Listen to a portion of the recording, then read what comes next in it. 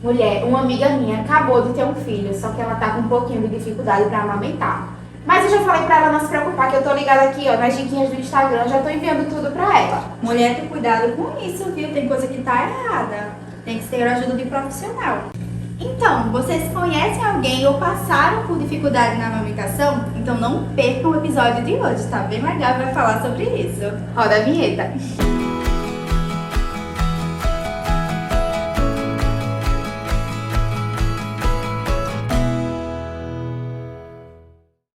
Olá pessoal, sejam bem-vindos ao 8º e último episódio da primeira temporada do Acolhe-me. O episódio de hoje é intitulado Dificuldades no aleitamento materno, como devo agir? Meu nome é Ariane e eu sou estudante do 9º período de nutrição aqui na UFAL e a gente está aqui com a nossa convidada, paciente Larissa, que é médica, anestesista e ela vai contar um pouquinho da experiência dela pra gente. Eu me chamo Thalita, eu sou estudante do 7º período de nutrição aqui da UFAL e hoje nós também temos como convidada a professora Alane, que é professora associada da Faculdade de Nutrição aqui da UFAL, na área de nutrição clínica materna e infantil, possui mestrado em Ciências da Saúde pela UFAL e doutorado em Biotecnologia e Saúde pela Rede Nordeste de Biotecnologia. Ela é docente do programa de pós-graduação em nutrição também aqui da UFAL e é líder do grupo de pesquisa em saúde e nutrição materno-infantil da CNPq. Então sejam bem-vindas as duas. Obrigada. E a primeira pergunta para a gente começar essa conversa é para a professora Alane. Então, a gente vem escutando muito da importância do aleitamento materno e a gente queria saber qual é a importância do aleitamento materno exclusivo até os 6 meses e também do complementar. Certo. Essa recomendação, né, do aleitamento materno exclusivo até os 6 meses e o complementar até os 2 anos é uma recomendação mundial feita pela Organização Mundial de Saúde e é baseada em estudos e nas recomendações para a criança para essa faixa etária, né?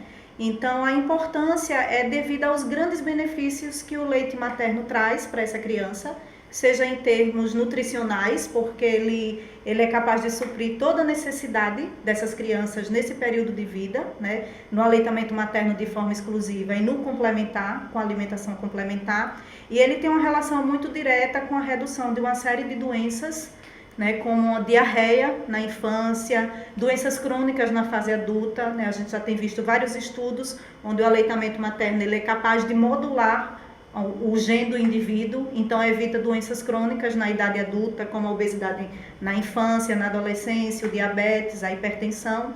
E ele tem uma relação muito direta também com a saúde mental da criança, tem relação com aspectos cognitivos, intelectual, entre vários outros benefícios que podem se trazer aí para a criança e também para a mãe, né? Que mais para frente a gente pode estar falando sobre isso. Certo. Agora sim, na sua experiência profissional, quais são as maiores dificuldades relatadas pelas mães? Certo, né? Eu acho que a maior dificuldade, né, que as mães relatam é especialmente quando elas têm alguns problemas nas mamas, né, decorrente de mastite, engurgitamento mamário, fissuras, que muitas vezes acontece por erro na pega, né, da criança ao peito, né, à mama dessa mãe, né? Então, as maiores dificuldades são essas. Além disso, muitas mães relatam a questão de uma baixa produção de leite materno, né, que a gente, enquanto profissional, tem como fazer as orientações adequadas para que isso não aconteça. E também a questão, hoje em dia, que está muito presente e muito forte, é a questão da saúde mental da mulher, né? A gente tem a questão do baby blue, né, que é um aspecto que quase 80% das mulheres no pós-parto elas têm essa situação e que interfere também diretamente a um dos relatos dessas mulheres aí, de dificuldades, né, que tem relação com as dificuldades aí no aleitamento materno. Poderia explicar para o pessoal o que é esse baby blue? O baby blue é um tipo de depressão que acontece nessas mulheres no pós-parto, que muitas vezes acontece por questões hormonais, de mudanças nos hormônios que vêm da gestação, né, que vão se diminuindo as quantidades para esse pós-parto, e às vezes acontece também por problemas no contexto familiar, né, das pessoas que convivem com a gestante, onde a gente vê em muitas situações onde a questão da gestante ela é um pouco, da puérpera, ela é um pouco negligenciada, né, pela própria família, pelos profissionais, onde a criança nasce e parece que só a criança ali que importa, né? Então a gente vê muitos casos, né, de depressão no pós-parto, principalmente relacionado por esses aspectos, que aí a gente chama de baby boom, né? Que aí seria essa situação específica aí. Interessante. Então, puxando o ganchinho dessa conversa, né? Queria saber de Larissa. Larissa, como foi esse período? Sua experiência, como você conduziu esse período com seu bebê, esse período de amamentação? Quais foram as dificuldades que você teve durante esse período? Você pode relatar um pouquinho pra gente? Então, inicialmente eu achei que eu fosse super dar conta. Estudei muito na gravidez sobre amamentação, sobre pega correta, sobre a importância do aleitamento, enfim, tudo. E sabia de todas as etapas para conseguir ter êxito na amamentação. E quando meu bebê nasceu, fiz a hora de ouro, apesar de ter sido um parto cesárea, eu consegui amamentar ele na sala de cirurgia, consegui amamentar ele na sala de recuperação pós-anestésica. Então, na primeira hora ele já mamou e parecia tudo perfeito. Mas, acho que no segundo dia eu comecei a ter algumas dificuldades na pega e eu tentei corrigir sozinha, pelo que eu já tinha lido, e não teve sucesso. Muita dor na mama. Teve o período que a gente também teve ingurgitação mamária, quando teve a pojadura. Aí ele piorou ainda mais a pega do bebê. Algumas pessoas me ajudavam, quando elas conseguiam fazer ele pegar bem. Não tinha mais dor. E de repente, quando eu estava sozinha, não conseguia mais. Então tive fissura, tive mastite, tive muita dor mesmo. Contei com a ajuda de consultora de amamentação, de enfermeira obstetra, várias consultas na minha casa. E sempre, como eu falo, elas vinham, consertavam a pega, ele conseguia mamar e daqui a pouco eu não conseguia de novo. E foi um período muito sofrido, muita dor mesmo. Não é brincadeira não, é a dor da pega incorreta. E insisti muito, acho que eu fui até teimosa, bastante teimosa. E graças a Deus consegui depois. Mas Que bom que foi teimosa. foi muito difícil. Quando eu consegui a pega correta em uma mama, eu comecei a tinha dor nas duas. A dor foi diminuindo, eu falei, não, agora a gente está no caminho certo. De repente a mama direita eu consegui amamentar bem, a mama esquerda não consegui mais amamentar, de muita dor. Passei a amamentar só de um lado, a mama cresceu do lado direito, a esquerda não conseguia. Fiz o teste da linguinha 2 vezes no meu bebê, não tinha frênulo curto, não precisava de intervenção no bebê. Contratei uma fonoaudióloga para fazer novamente o teste da língua, que eu não acreditava que não tivesse alguma coisa. Então foi que ela fez a anamnese completa, meu bebê era um bebê pélvico, foi esse o motivo do parto cesárea. Então ela me explicou que ele podia ter alguma torção no pescoço, algum vício de postura que podia estar contribuindo para a dor só na mão esquerda. Aí foi que eu chamei uma fisioterapeuta para me ajudar. E meu bebê precisou fazer osteopatia porque ele realmente tinha uma tensão no pescoço, mais de um lado.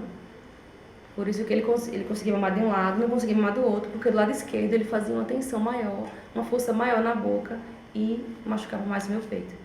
Então, assim, foram várias etapas. Eu tive, acho que todas as dificuldades que eu acho que existem. E consegui no final. Até hoje tá dando certo. Que bom. É muito importante, né, você falar tantos profissionais, porque aí a gente vê a importância de uma rede multiprofissional aí circundando. Mas falando sobre isso, você teve orientação de algum nutricionista nesse período? Então, engraçado é que eu tive a orientação da nutricionista durante toda a gestação. Eu tive um nutricionista também que me acompanhou até o 6º mês de puerpério, mas não falava de amamentação. Não era um assunto que a gente abordava. Tá amamentando? Tô amamentando. Eu tava amamentando. De certa forma eu tava. Mas assim, sobre as dificuldades da pega, ela não participou, não. Certo. Interessante, né? Porque a gente vê que você teve uma rede multiprofissional tão grande e não teve essa atuação na amamentação do nutricionista. Mas assim, falando da atuação do próprio nutricionista, Como ele pode auxiliar na condução do aleitamento materno e também na resolução desses problemas que vem acontecendo. Com relação à pega correta, né? Como realizar essa pega? Eu acho que o nutricionista, eu sempre costumo dizer que cada profissional na sua área, né? Que eu acredito que o nutricionista, para fazer um tipo de orientação voltada para questões específicas, como é a questão do aleitamento materno, ele tem que ser expertise na área, né? Porque a gente sabe que tem muita coisa errada, muita coisa equivocada, então às vezes ele tenta ajudar e ele pode prejudicar mais ainda. Então tem que ser necessariamente um profissional da área de materno-infantil e que entenda também da questão de aleitamento materno, das técnicas, das dificuldades. E eu acho que tudo tem que ser iniciado ainda no pré-natal, né? Eu acho que não adianta, depois do parto, você querer orientar, você querer incentivar a mulher a amamentar, se todo pré-natal ela estava com um profissional e o profissional ele não fez esse tipo de abordagem, né? Então, no pré-natal é um momento mais interessante para você iniciar. Eu acho que você pode começar realmente mostrando os benefícios, né? Que às vezes se conhece, mas conhece de uma forma muito superficial, né? Então você pode mostrar os benefícios para a mãe, né? Para a criança, né? A questão do custo também, que o leite materno, o leite humano, ele tem um custo zero, né? A gente não tem custo algum. A questão de contaminações, né? Que a gente sabe que a mamadeira, né? O bico de mamadeira pode ter contaminações e contribuir aí para uma diarreia infantil, para um rotavírus.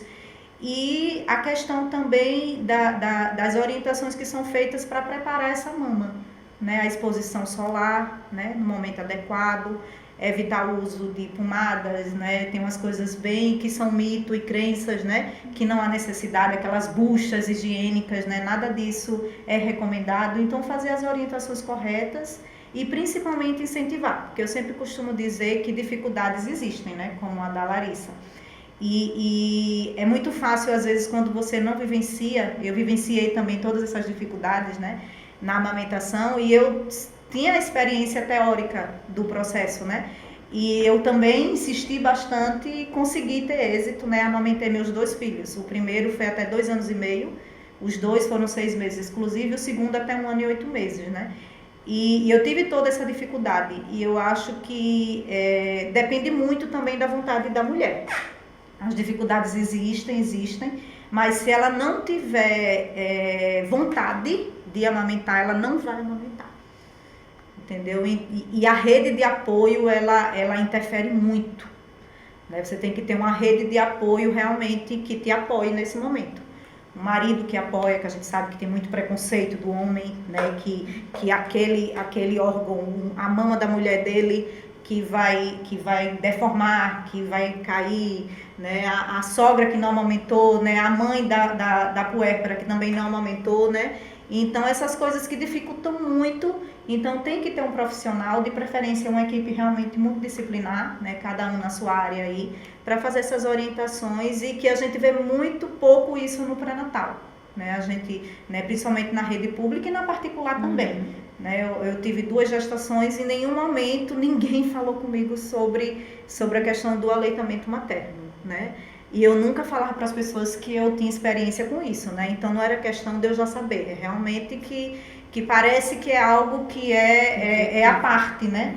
Que não tem essa questão de ser instinto, né? Tem o instinto da criança, a criança tem aquela questão dela procurar o peito, tem desde quando ela nasce, né? A gente vê que ela tem esse instinto de procurar, mas não é só isso, né? Tem que ter as questões realmente aí, e a experiência conta muito, né? A experiência, as orientações, então acho que é muito por esse caminho mesmo. Eu acho que essa questão da rede de apoio é um ponto chave, isso. Inclusive, porque é muito difícil. Isso. Tem pessoas que conseguem intuitivamente e já dá tudo certo.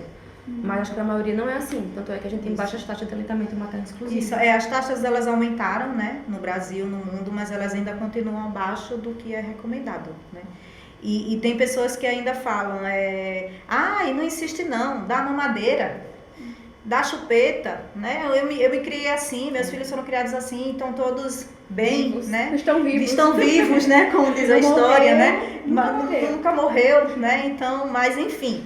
né? Eu acho que é papel nosso, é papel da sociedade, de todas as pessoas, independente de ser da área, de não ser, de sempre estar incentivando aí para ver se a gente melhora essas taxas, né? O que a gente mais tem hoje são crianças doentes, com alergias alimentares, né? Que é muito decorrente da introdução precoce aí no leite de vaca, né? E com doenças crônicas, né? Obesas, e ninguém sabe, ninguém faz ideia que isso pode ter relação diretamente aí com a ausência do aleitamento materno, né? E quão interessante seria passar essas informações não só para a mulher gestante, o que está amamentando, mas também para a rede de apoio delas, né? Porque a gente vê que, como a senhora mesmo falou, há um desestímulo ao aleitamento. Então, talvez envolver essa rede de apoio na condução do tratamento da mulher, né, do acompanhamento profissional, melhora inclusive a forma como isso acontece dentro de casa mesmo. E a gente tem uma corrente contra que é a mídia, né?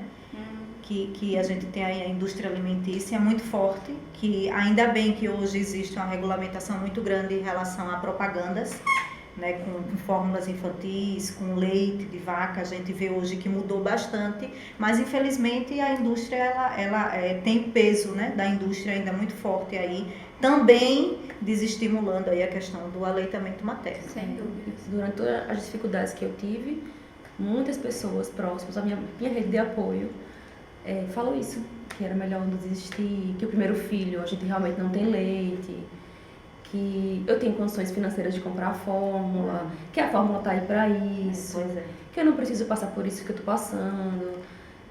Mas, assim, por ser teimosa e querer e saber da importância, foi por isso que eu insisti. Acho que meu marido sempre apoiou, acho que foi a única pessoa que nunca disse nada contra a amamentação.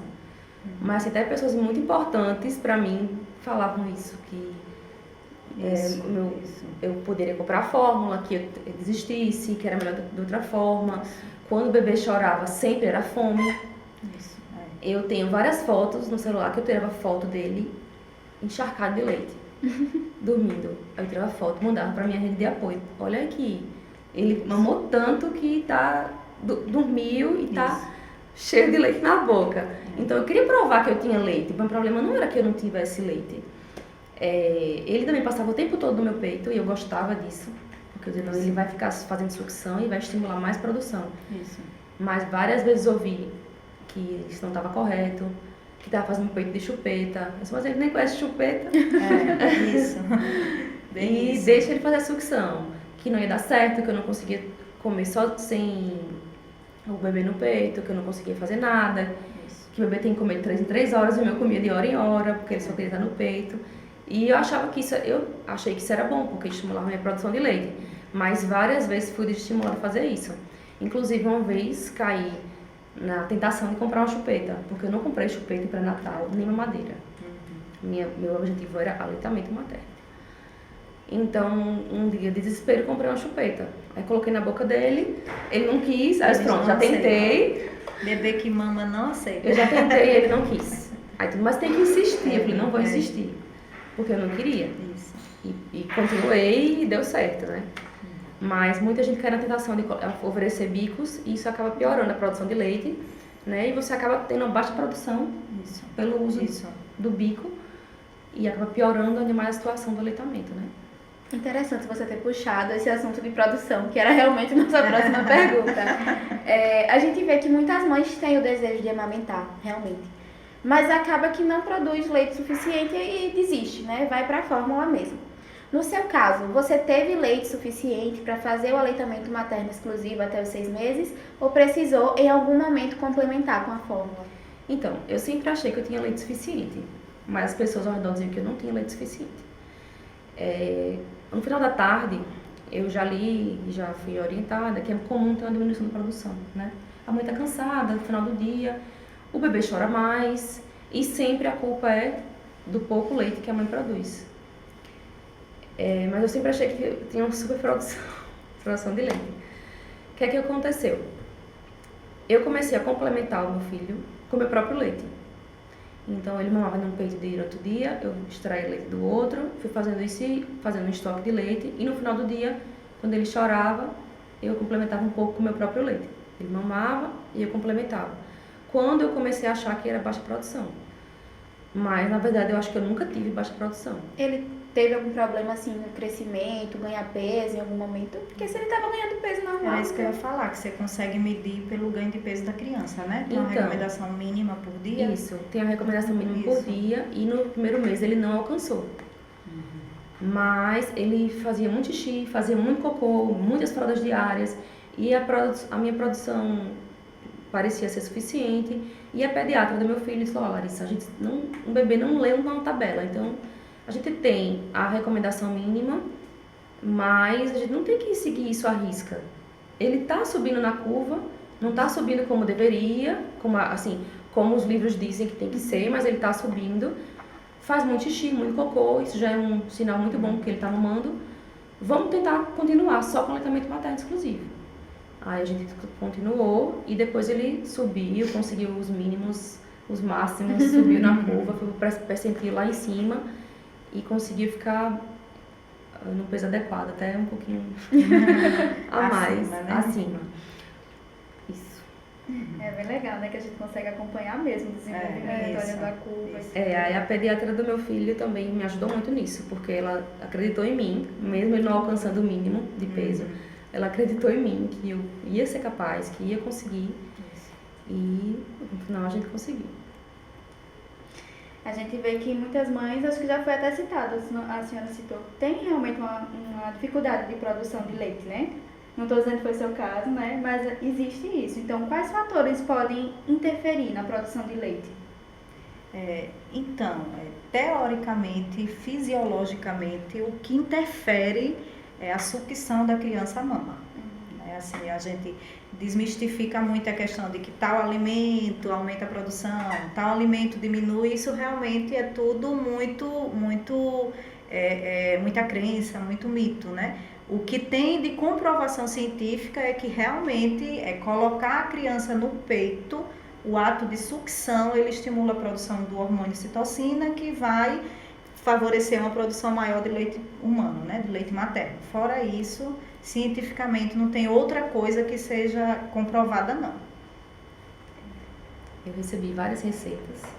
Não tem. Mas Caldo de já- cana, cuscuz com leite, né? Tanta coisa que... Então eu sempre aproveitava para comer o que eu tinha vontade. Eu falei, isso aí é muita produção de leite, eu quero comer. Mas isso aí que também não funcionava. Isso. E justamente por saber da sucção, que é a sucção que estimula, ele sempre estava no meu peito. A hora que ele quisesse, ele estava no meu peito. Fazendo de chupeta mesmo, como todo mundo julgava. Mas era isso que aumentava a produção mesmo.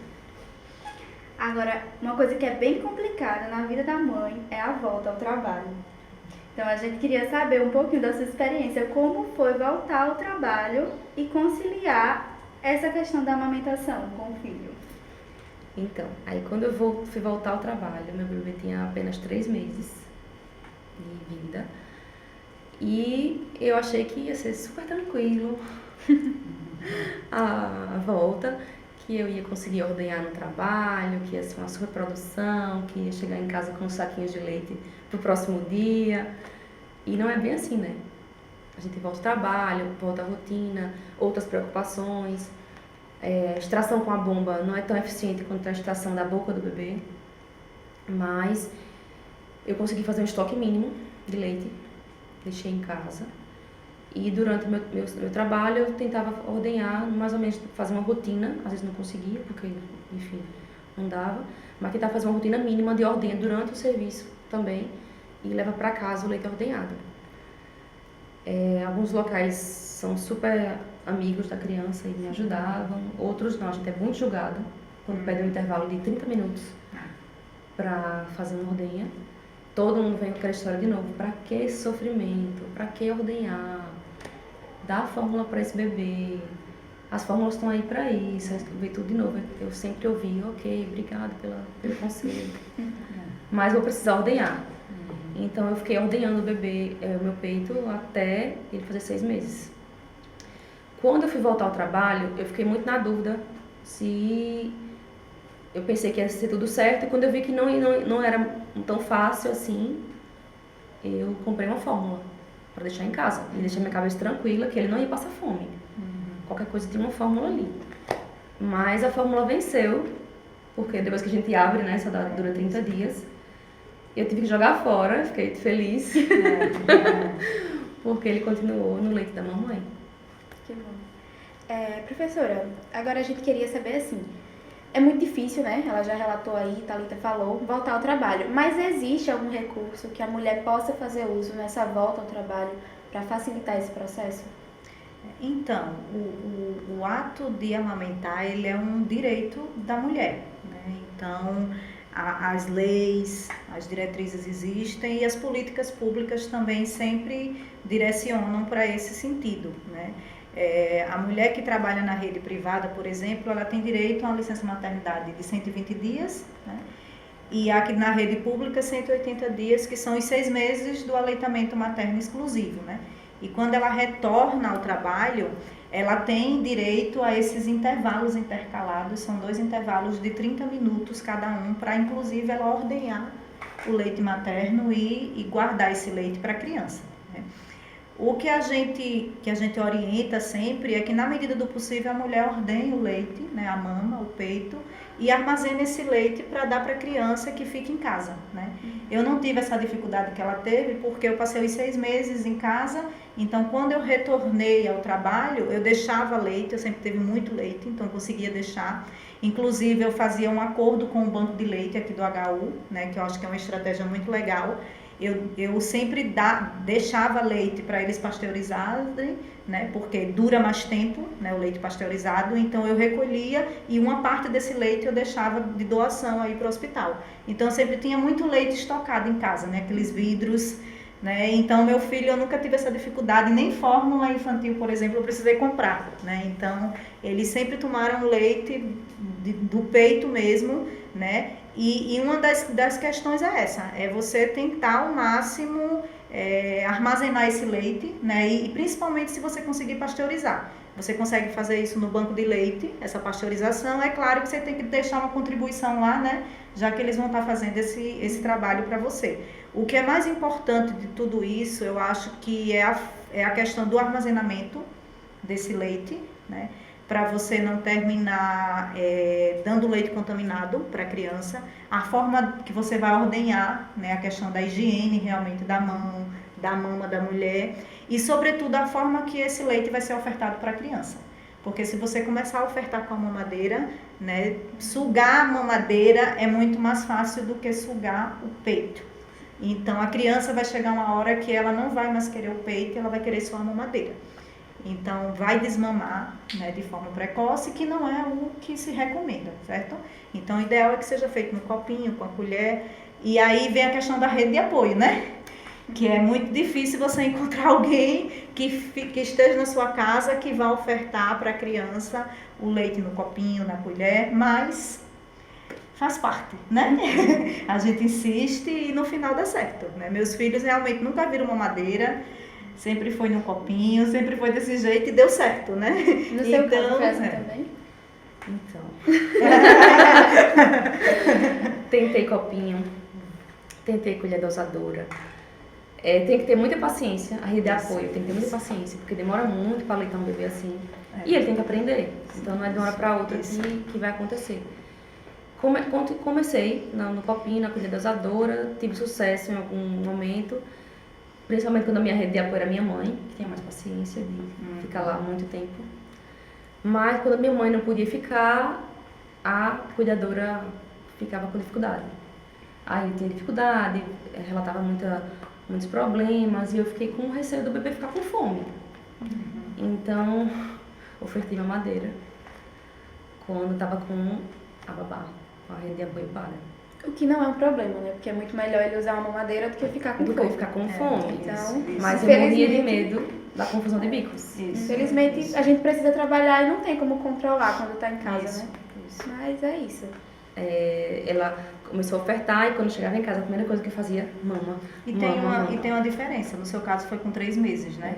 No meu foi com 6 e com 6, quando eu comecei a trabalhar, inclusive o meu mais novo, eu comecei a introdução alimentar dele com 5 meses, porque ele já sentava e ele já tinha um reflexo para se alimentar, né? Então eu já comecei antes, com 6 meses ele já comia praticamente tudo que ele poderia comer naquela idade, né? Então foi mais fácil, porque ele só mamava de manhã, quando eu saía, quando eu chegava à noite, E depois do almoço dele, a menina dava um leitinho, mas ele nem sentia falta, né? Assim, ele só queria realmente o leite do peito quando a mãe estava, né? Quando a mãe não estava, ele não fazia questão, não. Já estava Ele de buchinho comia, ele cheio. comia, e sempre comeram bem, né? Então, acho que a diferença é essa, né? Talvez não tenha havido a necessidade da mamadeira por conta disso, né? Ele já sentava, porque um bebê que não senta para você dar no copinho é mais difícil, né? Tem o risco dele engasgar, né? De broncoaspirar, né? Então, é mais difícil realmente, não é todo mundo que a gente confia também de deixar, né? Exatamente. Tem essa situação também, né? E mesmo com a mamadeira, eu fazia várias recomendações para dificultar o aleitamento, para ele não achar que era tão fácil a mamadeira. Então o bico era mais fininho, ele ficava sentadinho, eu não deixava ela colocar ele deitado, até porque não é recomendado, né? Isso. Por conta do refluxo pro ouvido. Não deixava ela colocar ele deitado e a mamadeira em cima dele, só o fluxo do leite indo. Então ele ficava mais sentadinho, o fluxo indo e voltando. Fazer um esforcinho Pra ele maior. fazer um esforcinho maior. Isso. E ficava acompanhando, sempre acompanhando isso. Pra ele não largar meu peito. Era o meu Depois de tanto Mas quando eles trabalho, aprendem, quando eles sabem, quando eles gostam do peito, eles chegam a hora que eles, mesmo a mamadeira é difícil, é mais no início mesmo, né? Quando você começa a introduzir mamadeira, no iniciozinho que ele ainda está conhecendo o peito. Mas depois de 6 meses que ele já conheceu, pode acontecer. Mas é mais difícil porque ele já tem a questão do vínculo também com a mãe, né? Que conta muito nessa hora. Interessante os relatos. Então, agora chegou a hora do joguinho dos mitos e verdades. A gente sabe que existem diversos mitos, Ai, como né? tem. sobre esse período de amamentação e em casa a gente escuta bastante. Então, vamos lá, a gente separou algumas afirmações e a gente queria que a Alane respondesse se é verdade ou se é mito e falasse um pouquinho acerca, tá bom? E se você, Larissa, quiser também falar, se já ouviu, se alguém já chegou Seria falando isso pra ótimo, você, né? seria legal. Bem capaz de pelo menos um já ter escutado. Tem vários. Pronto, o primeiro seria, existe leite fraco? Então, é mito. Independente de ser o leite humano, né, o leite materno, né, do mamífero, a gente sempre costuma dizer que ele é espécie específico, né? Ele é feito especificamente para a prole, né? Então, essa questão de falar que, né, que as pessoas relatam que o leite materno, né, que o leite humano, né, que materno é de qualquer mamífero, né, que o leite humano ele é fraco, é muito quando eles comparam o leite humano em termos de aparência com o leite de vaca, né, que o leite de vaca ele tem uma aparência mais encorpada, né, a cor dele, o branco, principalmente quando compara com o colostro, né, que é aquele primeiro leite que é mais fraquinho, que eles falavam mais fraquinho, né, que é mais ralinho, é um amarelinho mais claro, né, mas ele é um leite que supre todas as necessidades da criança, né. Já o leite de vaca, por exemplo, que falam que é um leite mais forte, ele supre a necessidade do bezerro, que é um animal que com 2 dias de vida já está andando, né? Então, em termos de proteína, de calorias, ele é muito maior, mas ele é adequado para aquele animal, né? Da mesma forma que o leite materno, né, o leite humano, ele é adequado para a prole, né, no caso para a criança. Então, não existe leite fraco. Eu sempre costumo dizer que o organismo, ele modula e ele se adapta para produzir o leite materno. Mesmo que a mãe faça restrição na alimentação, em termos quantitativos, principalmente de caloria, carboidrato, gordura, né, e proteína, ele vai estar sempre adequado. O que pode modificar é a qualidade do que está sendo ofertado, né? Um ácido graxo essencial, que você limite na alimentação, como o ômega 3, né? Ele pode estar limitado. Vitaminas, minerais, que a gente não armazena, mas em termos de macromoléculas, né, de calorias e do carboidrato, proteína e lipídio, o organismo ele tira da reserva da mãe para que supra a necessidade da criança, né? Então ele nunca vai ser fraco. Mesmo naqueles povos mais desnutridos, né, que a gente vê muito, né, da África, né, o leite materno em termos de macro, ele sempre vai estar com essa composição, né, porque é padrão, ele é um padrão ouro, né, então ele vai estar sempre com aquela composição ali adequada. Esse mito é o clássico. Não, né? é o maior, né? É o clássico. É o mais comum, né? E também já ouvi que meu leite era fraco, por isso que ele só vivia no peito, por isso que mamava muito, por isso que ela estava de hora em hora lá. Mas eu nunca liguei muito pra isso, não. eu sabia que o leite não era fraco. E depois que o bebê começou a engordar, ninguém mais duvidou do meu leite. Todo mundo elogiou o meu leite. Isso. Depois que viu o resultado, Que viu o resultado. E eu sempre brincava, falava, vocês confiam no leite da vaca, que só come folha. E não E confio não confia no meu, que assim, como bem, tava com uma nutricionista me acompanhando, Isso. tava suplementando, proteína, ômega 3, tudo. É, Aí eu disse, gente, por favor, né? isso. A segunda afirmação é: existem alimentos que podem aumentar a produção do leite.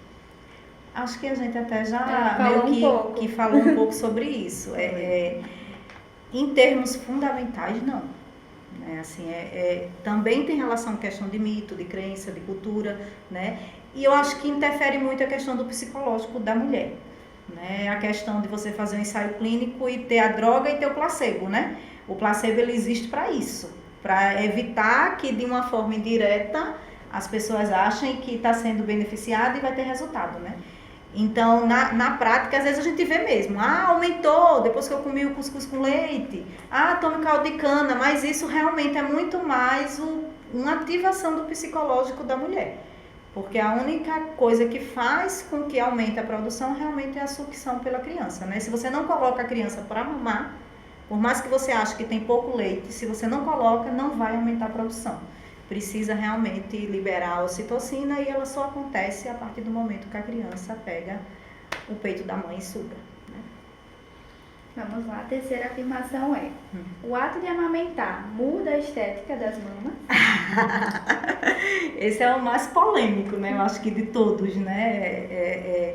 Então, a mama, ela é um dos órgãos de um grande grupo de órgãos que tem a sua maturação finalizada na gravidez e também no pós-parto, né? Então, o final da formação da mama vai acontecer realmente quando você começa a amamentar a criança, que é onde você vai estar formando os alvéolos, os ductos, né? Em termos de quantidade. Então, existe uma modificação, tanto que alguns estudos mostram mama de mulher que nunca teve criança, nem precisa nem ter amamentado, né? Nunca passou por uma gravidez, e mulheres que já tiveram filhos, elas têm uma constituição diferente, né? Então, isso faz com que essa mama aumente de tamanho, né? E a questão de modificar a forma da mama, isso vai acontecer, mas isso também depende muito da forma como você vai estar amamentando a criança. Tem pessoas que botam a criança no peito e larga ela aqui, e a criança fica, né, puxando o peito, certo? Então, tem a forma adequada de amamentar, tem as posições adequadas, e isso tudo vai evitar realmente que aconteça essas modificações na mama, né?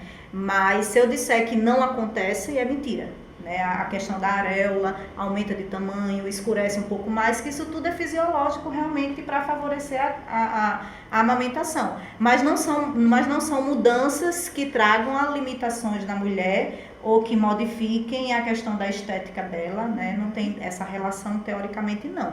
A gente não vê isso, não. Não sei se Então, eu sempre tive mama pequena, né? Acho que o que modifica mais a mama é a gravidez, que a mama cresce na gravidez, e a gente acaba colocando muita culpa no bebê, né? Mas assim, passou pela gravidez, mesmo que você não amamente, vai ter alguma mudança. Então, acho que isso é o principal.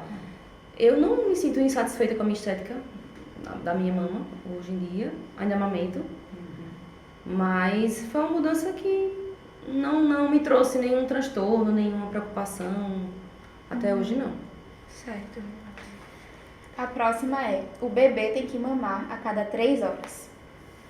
Vamos lá. Também quando se fala de amamentação, também é mito, né? Assim, essa questão de 3 em 3 horas é muito relacionado à fórmula infantil industrializada, né? Que normalmente é de 3 em 3 horas, de 4 em 4 horas, dependendo aí da recomendação que foi feita. O que tem hoje de recomendação mundial é que seja a livre demanda, né? E então, à medida que a criança procura o peito, ou que ela sente fome, que não necessariamente sempre que ela estiver chorando é fome, né? E a mãe, ela consegue reconhecer isso com o tempo. ela consegue saber se a criança está chorando por fome ou por outras questões, a gente consegue identificar, é instinto materno mesmo isso, né? E a gente sempre fala que o mais importante não é nem o intervalo das mamadas. O mais importante é a forma que você vai estar amamentando, por exemplo. É muito importante que a criança, que a mulher, ela tente para sempre secar uma mama toda, quando estiver amamentando, para passar a criança para outra mama. Porque o início da produção do leite materno, a parte mais fora, ela é muito rica em água, né? Então, se você deixa a criança mamar um pouco aqui e passa para outra mama, ele vai estar se alimentando basicamente de água, né? Então, é um leite, digamos assim, mais fraco, teoricamente, né? Para os leigos, né? Então, é mais importante do que o tempo que você vai estar colocando na mama é realmente que ela mame bem e seque a mama para poder passar para outra mama. E que você vai intercalando as duas mamas, né? Se ele mamou essa, na próxima mamada você já dá outra. Secou essa, você dá outra e você vai revezando. Ou tem criança que é mais faminta, né? Elas conseguem mamar as duas, certo? Então é muito mais importante do que esse intervalo, mas também não se aplica não. Isso, eu acho que esse intervalo atrapalha muito a mãe. Isso. Porque meu filho mesmo não passava 3 horas. Isso. Ele tava o tempo todo querendo mamar.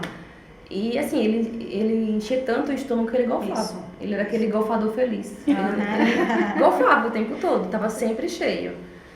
E passava muito tempo na mama e parava e voltava e sempre me diziam, não tá sustentando, porque ele não passa 3 horas sem mamar.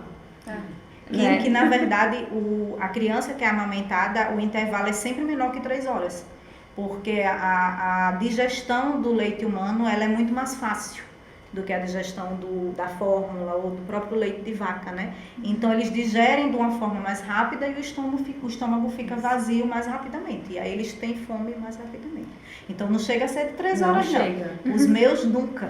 Aí isso atrapalha a mãe. Isso, porque você fala, isso. meu leite não tá suficiente, porque ele isso. não passa nem 3 horas sem se alimentar. Isso. É melhor dar uma fórmula, porque, né? Isso. Ninguém quer que a mãe não quer que o filho fique com fome. Mas pode falar. Aí isso atrapalha a amamentação. Como meu filho ficava muito tempo no peito, sempre me diziam, bota chupeta. Se eu tivesse colocado chupeta, minha produção ia ser menor, né? E consequentemente ele ia precisar mamar mais, ele não ia ter leite, ia se irritar, ia perder peso ou não ganhar. E acabar que eu ia acabar numa fórmula infantil, né? Mais facilmente. Então assim, esse intervalo aí acho que super atrapalha. Eu sempre falo pra quem me pergunta, ele mama de quanto tempo? Ele mama o tempo todo, que ele quiser. O tempo que eu tiver em casa, ele quer mamar, ele mama. Hoje ele já come de tudo, já tem 1 ano. Mas às vezes ele tá almoçando e ele quer mamar no meio do almoço. Então ele mama e depois ele volta a comer feijão dele. Isso. Eu não tenho que essa limite. é uma questão também bem importante, né? Que a gente vê, né, isso que ela relatou agora, que a gente vê muito na introdução alimentar, muitas mães que amamentam têm dificuldade de introduzir os alimentos. E a gente sempre orienta, primeiro dê a comida para depois dar o peito. Porque a criança, ela sempre vai querer o peito, né? Que ela já está acostumada com o peito. Então, assim, por mais que ela queira o peito, esconde, amarra, né? Como diz a história, vê se ela come a comidinha e aí depois você dá como sobremesa o peito, né? Então, essa questão também que aí sim você tem que ter o controle das mamadas, né? Quando começar a introdução alimentar, porque senão você não consegue introduzir os alimentos, porque ele sempre vai querer mais o leite materno. Não existe esse que diga que ele prefere a frutinha, ele prefere a sopinha, não. Ele vai preferir o peito, né? Por questões, inclusive, de vínculo, afetivas mesmo. Não é nem sempre a questão do leite, não. E depois que você começa a trabalhar, parece que eles têm mais carência, né? Então, quem amamenta sabe que quando você começa a trabalhar a madrugada, se ele puder, a madrugada toda agarrada no seu peito. Então, aí diz, ele tá fazendo de chupeta, porque é questão realmente do vínculo, da afetiva, né? E aí o meu de 1 ano e 8 meses eu tirei por conta disso. Porque ele já comia tudo e era a noite toda eu não dormia. Porque era a noite toda a questão do vínculo mesmo, ele aqui agarrado. Eu acordava com ele agarrado. Aqui, né? Que tem uma hora que você não sabe, né? Você acorda, procura um menino. Meu Deus, onde é que ele tá? E quando você acorda o menino sugando, aí você não sabe. Meu Deus, ele tá aqui. Aí quando você procura, o menino sumiu, o menino tá no berço, né? Acho que todo mundo que passou por esse processo sempre vai ter um relato desse de experiência para contar, né? De perder a criança na cama e a criança tá no berço e vice-versa, né? E você não lembra onde tá, né? Porque é desgastante, né? Se a gente disser que não é, mas também é muito gratificante, né? Eu acho que é uma fórmula, é uma questão de vínculo que é diferente do vínculo que você tem com um filho que não foi amamentado. Eu acho que eu nunca deixei de amamentar, mas eu vejo, né, assim, amigas que não amamentaram, e a questão no início, principalmente quando é bebê, o vínculo é diferente. É uma criança que dificilmente vai para uma pessoa estranha, né? Já uma criança que não foi amamentada, qualquer um pega, qualquer um leva, que às vezes as pessoas acham bom, né? E em certos momentos é bom. Mas você vê que ele é mais apegado à mãe, né? Ele tem mais esse vínculo, ele quer sempre a mãe. Então, normalmente são crianças que foram e são, né, e continuam sendo amamentadas, né? Era isso que eu ia falar, aquela hora, que assim, não é só a questão de sentir fome, né? Esse chamedinho gostoso de estar ali agarradinho com a sua mãe. Eu vou falar minha experiência aqui, eu não sou mãe, mas eu sou filha, e eu mamei até 3 anos e 9 meses. Então, fiquei até demais, né? Mas você imagina, assim, e eu me identifiquei bastante com isso que você falou agora, porque eu era uma criança chata pra muitos, que eu não ia, eu só queria ficar com a minha mãe. Não ia de jeito nenhum, nunca chupei chupeta assim, não gostava. Mamãe botava na minha boca e eu cuspia. Mamadeira também, não usei. E a minha relação com a minha mãe é muito forte, muito, muito forte. Não só por isso, né, mas acredito que também por isso, por todo esse apego que a gente tem realmente no comecinho da nossa vida, sempre com ela. E graças a Deus, ela teve uma rede de apoio muito grande, além de trabalhar super perto da casa da minha avó. Então, ela é professora, né, nos intervalos das aulas, ela dava uma carreirinha lá, amamentava e voltava. Mas nem todo mundo tem essa praticidade, né, essa facilidade. O que a gente vê muito é muita insegurança, né, da parte da gestante. Eu não vou conseguir, eu não vou dar conta, eu não sei ser mãe. Eu disse, olha, é impressionante como desce. Na hora que você pega o filho nos braços, né? Você sabe o que fazer, né? Você sabe o que vai fazer, né? É impressionante mesmo como parece que desce mesmo o instinto, incorpora e você se transforma em mãe de uma forma no meu caso, instantânea. No meu caso, eu já sabe, não, amamentação eu vou tirar de letra. Eu já sei tudo de amamentação. E caí do cavalo, né? Tive várias dificuldades, muitas dificuldades. Mas insistir e deu certo. É uma coisa assim, gratificante demais. Eu trabalho muito tempo fora. Quando eu chego em casa, que ele vem e me agarra e passa a noite toda grudada em mim, eu acho isso máximo. Às vezes ele não enxerga nem o rosto da gente, ele já enxerga o peito, né? Ele olha pra você, ele vê o peito, né? Literalmente, né? Bem eu chego em casa, eu não consigo nem no quarto, às vezes. Eu chego em casa, ele já me agarra, ele já fica na sala mesmo, já mama. E já aquela folia toda. E hoje já escuto pessoas falando, ainda mama? Essa criança ainda mama? Ele tem 1 aninho. Eu quero que ele mame pelo menos até 2. Não tenho expectativa de desmamar, não. Pode ser que eu mude de ideia, mas hoje eu não tenho a menor expectativa de desmamá-lo. E o pessoal agora sempre tem uma opinião, todo mundo sempre dá uma opinião, né? E agora é essa criança ainda mama, esse leite ainda sustenta, esse leite ainda serve para alguma coisa. E eu sempre ouço pelo ouvido, saio pelo outro e sigo minha vida, sabe? Porque justamente eu me preparei, eu estudei, eu li sobre isso, eu sei da importância. E esses mitos aí já ouvi vários, mas não me pegam não. Não me pegam não. Que bom. E a gente percebe que há uma resistência muito das pessoas mais antigas, não é? Isso. Como oferta o leite, aí tem essa questão do copinho, não sei o quê. Oxi, copinho, uma criança desse tamanho, não, é a mamadeira. Oxi, 1 ano amamentando, não. Aí já passou da idade, vai ficar mimado, né? As pessoas falam. Vai ficar pegado, vai ficar mimado. Deixa ele ser apegado a mim. Não tem problema. Ótimo. Isso. A gente até tinha separado mais uma afirmação, mas já foi tão comentada aqui, que a mamadeira e a chupeta interferem na amamentação. Sim, literalmente sim, né? É o que as pessoas chamam de confusão de bico, né? Sugar a mamadeira e a chupeta é muito mais fácil para a criança do que sugar o peito da mãe, né? Só que o próprio ato de sugar o peito da mãe, ele interfere no desenvolvimento orofacial da criança, né?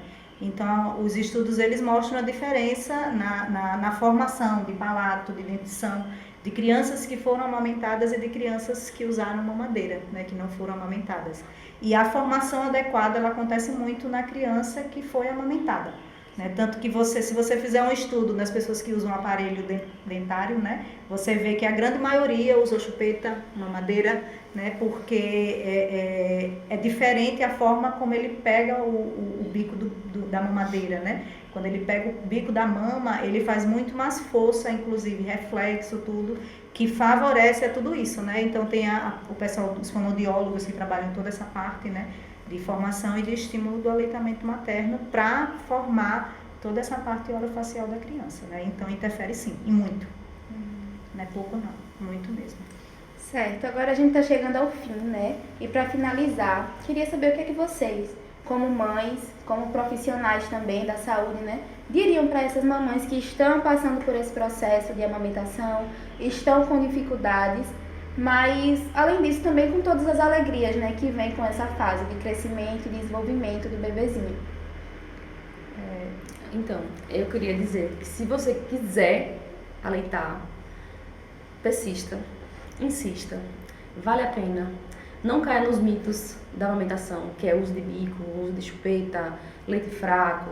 O leite não é fraco. A sua produção vai aumentar quanto mais tempo o bebê passar no seu peito. Vai ser suficiente para ele. Não dá para comparar uma mãe com a outra, a produção de uma mãe com a produção de outra mãe, porque os bebês são diferentes. Os bebês não são um ponto na curva. Então, mesmo que ele não chegue naquele mínimo de ganho diário, se ele tiver numa curva ascendente de crescimento, de ganho de peso, é adequado. Tem que ter uma rede de apoio. Profissionais que apoiem a amamentação. É difícil você ter um pediatra que está falando que seu filho está desnutrido. A mãe não quer ouvir isso, né? Então, ela vai acabar na fórmula infantil. Então, tem que ter um pediatra, um nutricionista, consultor de amamentação, uma rede de apoio também paga, que às vezes é preciso, para lhe ajudar nesse processo. Se você quiser amamentar, acho que vale muito a pena. Na criação do vínculo, da mãe do bebê, na saúde do bebê, é, assim, primordial. Eu passo por muita dificuldade. Se eu tiver outro filho, eu ir passar por tudo de novo, eu acho que vale a pena passar pelo que eu passei de novo e conseguir aleitar. Acho que valeu super a pena e tá valendo. E quero continuar, acho que ele vai continuar um tempão ainda. Acho que ela falou tudo, né? Mas vamos lá. Então, eu acho que o que é que eu diria que, sobretudo, né, eu acho que amamentar é um ato de amor. Né? Eu acho que a mulher ela precisa querer muito, né? E passar por todas essas dificuldades que a Larissa passou, que eu também passei, né, que eu tive dificuldades também. Eu acho que é muito difícil você não ter dificuldades para amamentar, principalmente quando é o primeiro filho, né? Eu acho que no meu segundo eu já não tive as dificuldades do primeiro, porque eu já tive uma experiência anterior, né? E dizer que você procure informações que sejam verdadeiras, né? Confiáveis, que evite realmente estar ouvindo pessoas leigas, né? Dar ouvido a essas pessoas que muitas vezes não têm experiência, né? Que não conhecem do assunto, né? Procure uma rede de apoio, né? Se não for na família, né? Procure uma rede de apoio externa, com profissionais realmente da área, que trabalham com isso, né? Que não é qualquer profissional, que muitas vezes ele tenha muito boa vontade, mas ele não tem experiência, então ele não vai te ajudar, dificilmente ele vai estar contribuindo. Então tem que ser profissionais que realmente entendam do assunto e que persista, né? Porque às vezes a gente vê as coisas muito perfeitas no papel, mas na prática só quem passou por isso é que sabe, né? Então, às vezes as pessoas falam, amamente é uma coisa simples, né? É só botar a criança no peito, mas só quem passou por isso sabe realmente que as dificuldades existem, né? Por exemplo, a gente vê muito relato de mulheres, né, de puérperas obesas que não conseguiram amamentar com excesso de peso. E às vezes a gente acha que é porque ela não quis. né? Mas a própria obesidade, ela já favorece a maior produção de hormônios que dificultam, né, o processo, né, a lactogênese, a produção do leite materno. Então, existem situações onde existe realmente a dificuldade de amamentar. Mas, na maioria dos casos, a mulher ela consegue sim amamentar. Ela vai ter alguma ou outra dificuldade, né?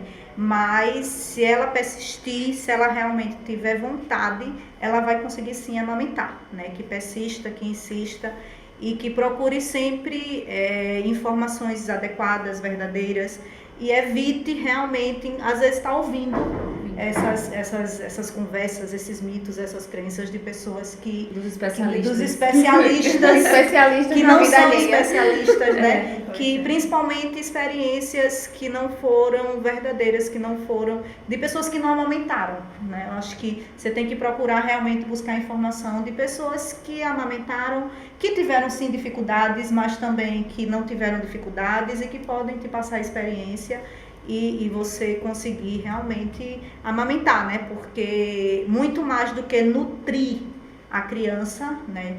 Que a gente fala em termos de caloria, de nutrientes, né? Eu acho que o leite materno, né? A amamentação, ela tem um papel social, que vai muito além da questão simplesmente de nutrir a criança, que é o que faz a fórmula infantil. Se for para nutrir a criança, a fórmula infantil, o leite de vaca vai nutrir, né? Mas o leite materno, ele tem constituintes compostos ali que vão muito além disso, né? Inclusive hormônios, né? Anticorpos, né? Que estão ali no leite materno, que passa da mãe para o filho via leite materno, que nenhum outro alimento vai estar trazendo isso para a criança, né? Então é extremamente importante e pertinente sim amamentar, e eu recomendo, né? Para todo mundo que queira, que possa e que tenha vontade, e além de tudo o custo é zero, né? Exatamente. Você não tem custo nenhum. Então, quando a gente vê, às vezes, mulheres de baixa renda, que a gente aqui na universidade, a gente tem muito acesso, né, nos ambulatórios. Ah, doutora, eu não amamentei, eu estou dando leite de vaca. Mesmo que partiu o coração da gente, né? Porque muitas vezes ela não amamentou porque ela não quis amamentar. Então, ela está dando uma criança de 2 meses o leite de vaca de saquinho. Entendeu? Então ela poderia estar sim amamentando aquela criança, né? E o leite de vaca ser dado para outra criança da casa, para ela, né? Que para a idade poderia. Então às vezes a gente vê muito isso, né? Das pessoas, e muitas vezes é falta de informação. São pessoas leigas, né? E que é falta realmente de informação por parte, muitas vezes, do profissional.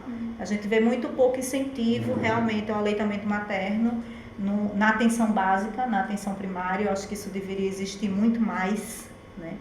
Porque salva vidas, né? O leite materno, a amamentação, ela salva vidas e ela previne a mortalidade infantil, que a gente sabe que hoje ainda existe no mundo, ainda existem crianças que morrem por diarreia, né? Que morrem por situações relacionadas à falta realmente do aleitamento materno. A gente vê que, infelizmente, principalmente nos países em desenvolvimento, que é o caso do Brasil, né? Os países que têm uma população mais carente. Então, essas pessoas que realmente, né, deveriam, sobretudo, amamentar seus filhos, porque ela reduz a renda, o custo na família, na casa, e você consegue comprar alimento para o restante da família, né? E você tem uma situação mais favorável ali naquela casa. Além de tudo, como você falou, né? É super prático. Isso.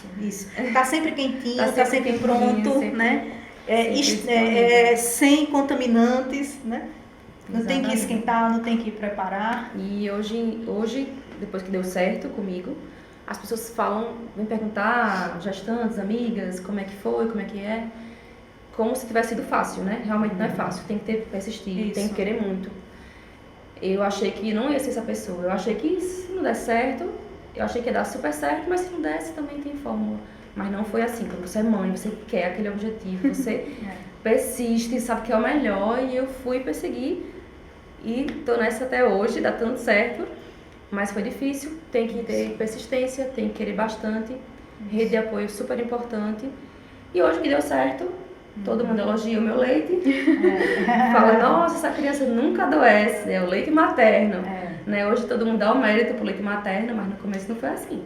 Isso. A gente vê E assim, uma coisa que é importante ficar claro é que as dificuldades elas podem existir, mas não é sempre que elas vão existir. Tem mulheres que não têm dificuldades, né? E a grande maioria não tem. É importante deixar isso bem claro, né? A minoria é que realmente tem esse tipo de dificuldade. E isso tem uma relação muito grande com as orientações que são feitas no pré-natal, né? Se você é bem orientada, se você sabe como vai conduzir aquilo ali, a probabilidade de você ter algum problema, principalmente mamário, é muito menor, né? Então tem isso também. Eu ia dizer que, além dos custos, com a alimentação mesmo, porque aquela formulazinha dura nem uma semana, né? Uns 4 dias, mais ou menos. E é caro, o bebê pode ter uma alergia à proteína do leite de vaca, por exemplo, que aí os custos da fórmula vão lá pra cima.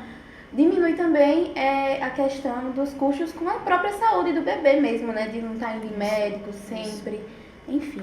E a gente falou bastante de informação, temos aqui uma boa fonte, né? De informações. Isso. Faça o seu jabá também, fique à vontade. Esse livro, né, essa obra literária, ela foi produzida ano passado, né? E ela foi abraçada pela editora Rubio, né? Eu e a professora Carolina Mello, que é da UFBA, nós somos as organizadoras, né, desse livro, mas nos capítulos sempre tem autores convidados que são expertises na área, né? Então o livro ele traz 14 capítulos, né, que vai desde da questão da anatomia e fisiologia da mama, né, o seu primeiro capítulo, que tem o professor Nassib, né, Bezerra, daqui da universidade, que é professor de fisiologia. Então ele com outros profissionais, né, ele escreveu esse capítulo, perpassa por toda a questão imunológica do leite materno, por todos os benefícios do leite materno, tanto para a criança como para a nutriz, né? Tem um capítulo da professora Isabel que fala da importância da nutrição da mulher também, que está amamentando, que às vezes é muito negligenciada, né? Ninguém se preocupa tanto com isso, mas ela interfere muito na qualidade desse leite materno.